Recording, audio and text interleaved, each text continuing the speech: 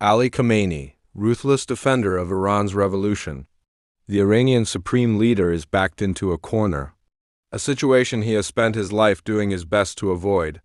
When he appeared in public for the first time in 5 years in October, Iran's Supreme Leader, Ayatollah Ali Hosseini Khamenei, had an uncompromising message. Israel won't last long, he told tens of thousands of supporters at a mosque in Tehran in a Friday sermon. We must stand up against the enemy while strengthening our unwavering faith, the 84-year-old told the gathering. Days before, Israel had killed Hassan Nasrallah, the veteran Secretary General of Hezbollah, with huge bombs dropped on the militant Islamist movement's headquarters in Beirut. The assassination was a personal blow to Khamenei, who had known Nasrallah for decades. The Israeli air offensive against Iran, launched on Friday, is another such blow. It has prompted more defiance from Tehran, and a barrage of missiles and drones launched at Tel Aviv, but neither appear likely to stop the Israeli attacks. Iran's air defenses are apparently ineffective, and the coalition of Islamist militias that Khamenei had built up to deter Israel is effectively shattered. Khamenei now has few good options, a situation this careful, pragmatic, conservative, and ruthless revolutionary has always sought to avoid. Born the son of a minor cleric of modest means in the eastern Iranian shrine city on Mashhad, Khamenei took his first steps as a radical in the febrile atmosphere of the early 1960s. The then Shah, Mohammad Reza Pahlavi, had launched a major reform project largely rejected by the country's conservative clergy. As a young religious student in Qom, a center of theology, Khamenei had soaked in the traditions of Shia Islam and the radical new thinking of the emerging leader of the conservative opposition, Ayatollah Ruhollah Khomeini. By the late 1960s, Khamenei was running secret missions for Khomeini, who had been exiled, and organizing networks of Islamist activism. Khomeini soaked up other influences too, though an avowed aficionado of Western literature. The young activist was steeped in the anti-colonial ideologies of the time and the anti-Western sentiment that often went with them.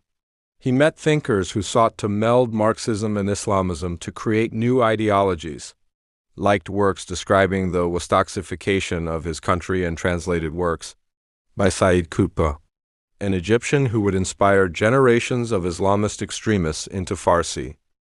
Imprisoned repeatedly by Iran's feared security services, Khomeini was nonetheless able to take part in the vast protests of 1978 that eventually convinced the Shah to flee and allowed Khomeini to return. A protege of the implacable cleric, he swiftly rose up the hierarchy of the radical regime that seized power, and by 1981, after surviving an assassination attempt that deprived him of the use of an arm, he had won election to the largely ceremonial post of president. Ayatollah Khomeini invests Ali Khamenei as the third president of the Islamic Republic in October 1981, when Khomeini died in 1989. Khomeini was selected as his successor once the constitution changed to allow someone of lesser clerical qualifications to take on the role, and with much greater powers than before.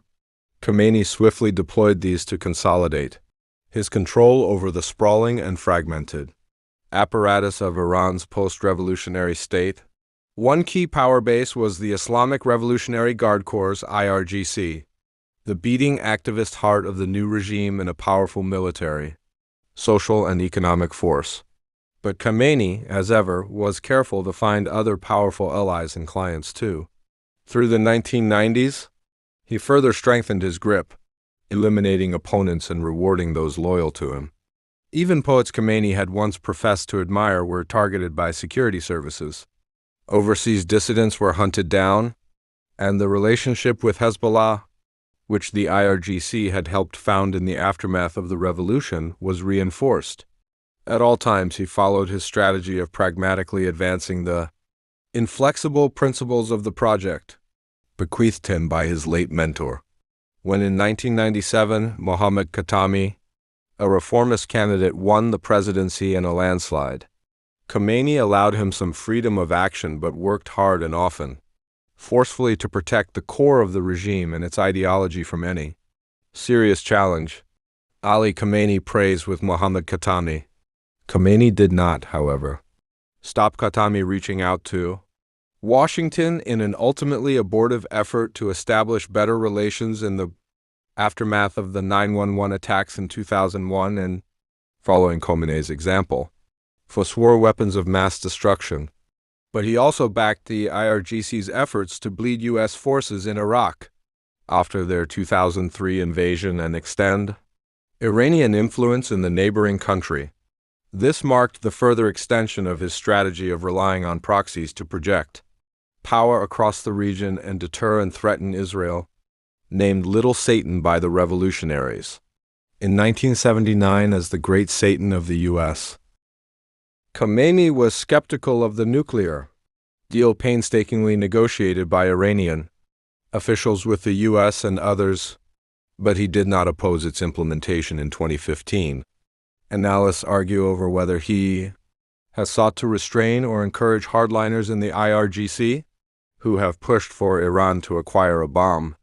Successive waves of unrest and reform efforts have been met with surges of vicious repression, alongside continuing harsh treatment of measures targeting women, gay people, and religious minorities.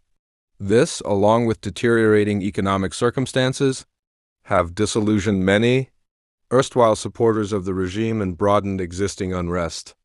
Overseas, Khamenei chose to invest heavily in the so-called axis of resistance, Hamas in Gaza, Hezbollah in Lebanon, the Houthi movement in Yemen, and a motley assortment of Islamic militant militias in Syria and Iraq. This may have seemed a clever tactic, but it has collapsed under the weight of Israeli attacks, while Iran's historic alliance with Damascus was ended with the fall of Bashar al-Assad's regime in December. Living in a compound with his wife and children on Palestine Street in Tehran, Khamenei has stressed his humble lifestyle. Some skeptics have doubted whether his asceticism is quite as authentic as presented, but his reputation for modesty, which contrasts with the ostentatious wealth of many other officials, has deflected some popular anger. For more than 3 decades in power, Khamenei has sought to navigate the pressures of conflicting forces within Iran to avoid outright war and to preserve Khomeini's legacy, as well as his own power and that of his immediate loyalists, of course. He is now ailing. Speculation over a successor is rife. A long career is drawing to a close with an old man's greatest challenge yet. The brutal balancing act may soon be over.